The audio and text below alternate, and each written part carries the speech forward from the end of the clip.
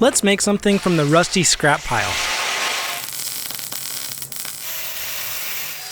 I recently got new tires for the 4Runner and this time went with a set of 5 matching 33s rather than keep my stock spare. That means the spare no longer fits and it's time to cross an old idea off the list. A hitch-mounted swing-out spare tire carrier. Welcome to Dillans Garage, let's build it. I mocked up the basic idea in Blender and played with a few ideas, but it will end up slightly different than this based on what steel I have available in the scrap pile. The goal of this one is to keep it as affordable as possible. I actually purchased the majority of my scrap pile for $200 from a local fab shop, so the only parts I needed to really buy for this project was a donor hitch, hitch tube, bolt, nut, washer, gas strut, 7/8 drill bit, license plate holder, and a latch.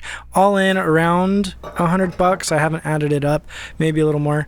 I'll link all those items below. I wanted the main frame to sit as high as possible for the best clearance, so without over-engineering, I turned the donor hitch into a sort of skid by removing the ball mount and the lower overhang. I trimmed it so the hitch receiver tube could still sit flush on top of the hitch. After checking the depth of my other hitches, I marked and chopped the hitch tube to the shortest comfortable length. Always remove paint and any coatings from the weldable surface or any surface that will get hot enough to burn and release harmful gases. Of course, the goal is to make beautiful welds that require zero cleanup, but I'm obviously not pro enough, so I like to clean up some of the spatter as I go.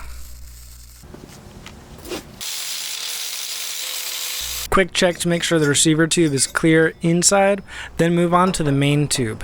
I want the main tube to hug close to the bumper so I don't have the corner hanging way out trying to catch on rocks. So I find the full width, then the center of the tube, and cut a blade width out of the center so I can bend the main tube into a V. One cut ended up not being enough, so I did a couple more, and that made it perfect. This method makes it very easy to make clean bends and avoid extra welding. I usually try to avoid grinding welds, but my wire speed was a little too high, so I burned it in, but still left a little on top, so I ground these back down flat. I measure to find center and weld the main tube to the top of the hitch receiver.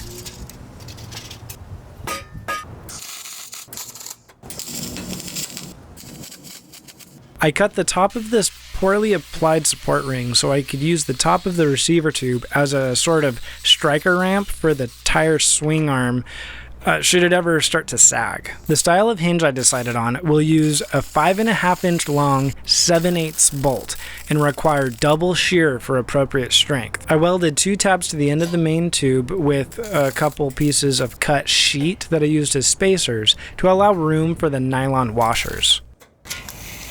I drilled through the swing arm first so I could use it to properly jig the main tube when drilling through it. As you can see, I cut 3/4 inch thick coupons and welded them in the swing arm to help spread the load and add internal shear strength for the hinge. The technically right thing would have been to use DOM tube for full coverage around the bolt, or better yet, a spindle hinge. You can find kits on Amazon and websites like DIYoffroadproducts.com and 4x Innovations, but again, the goal was to keep this as affordable as possible. At the end of the day, if it doesn't work, it's just steel, so I can always cut it and modify it. It was somewhat of a dance to line the main tube up level with a drill press, but a bucket and scraps can get you a long way. This Central Machinery, aka Harbor Freight drill press, has been a total workhorse for over 3 years now. Highly recommend it if you're in the market for an affordable drill press. I bolted the arm in so I could mock up the tire location and work on the vertical arm mount. I didn't want it to mount perfectly vertical, so I used my digital magnet angle finder to determine the cut angle for this arm. After a cut and recut, I was happy with its position. I welded it on and grabbed some 1x1 tube from the scrap pile to make a couple supports for added strength. That digital angle finder is super helpful. I'll link that below also. Instead of welding the tire mount to the outside of this vertical tube, I cut a hole in it so I could weld the mount on both walls of the vertical arm. I made the tire mount off camera. It's just a 1/4 inch plate welded to a 2.5 by 2.5 inch tube with a couple of bolts welded to it to hold the wheel. Next was adding the latch and the end caps to the tubes. I welded the main handle of the latch a little higher than the hook so it would pull the swing arm both in and down tight against the hitch. This will help prevent wiggle and rattle and will help take some of the load and stress off the hinge bolt while driving. I used 16th inch flat bar for the end caps and was burning through it too much, so I did a bunch of individual spot welds instead of running beads. It doesn't help that I'm using 035 wire on a big welder. Sometimes I get my small welder out with the 025 wire for welding the thinner steel. This hitch stabilizer I got on Amazon works magic for removing all the wiggle and play from the hitch-mounted application. After that, I opened the swing out with a tire on it to mock up where I want the hinge stopper to go. This was just a piece of 1/4 inch plate I cut thin to fit.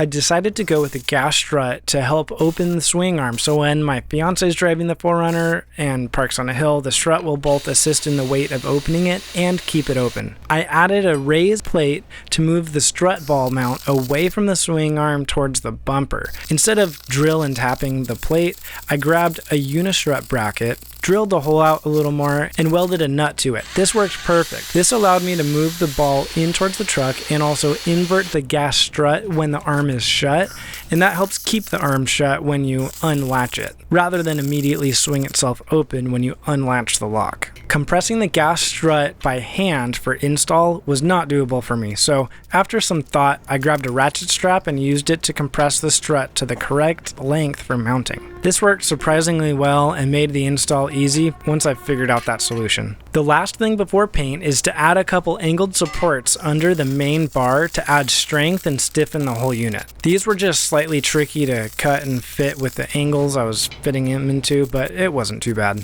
I like to live dangerously, so I hung the main tube and a swing arm right on the edge of my sawhorses. Little to anyone's surprise, one of them actually slipped off in the middle of painting, so I put it right back where I had it and risked it happening again. The license plate legally needs to be visible and well lit.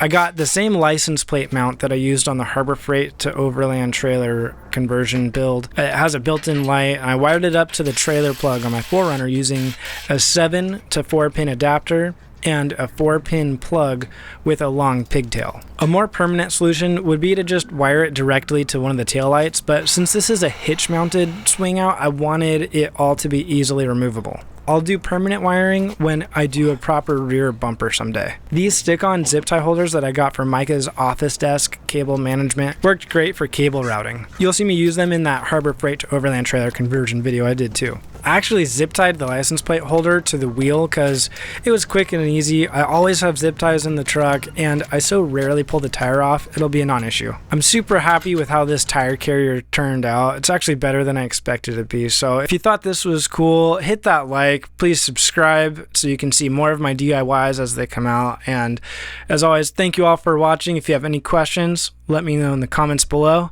This is Dylan from Dillans Garage. See you on the next one.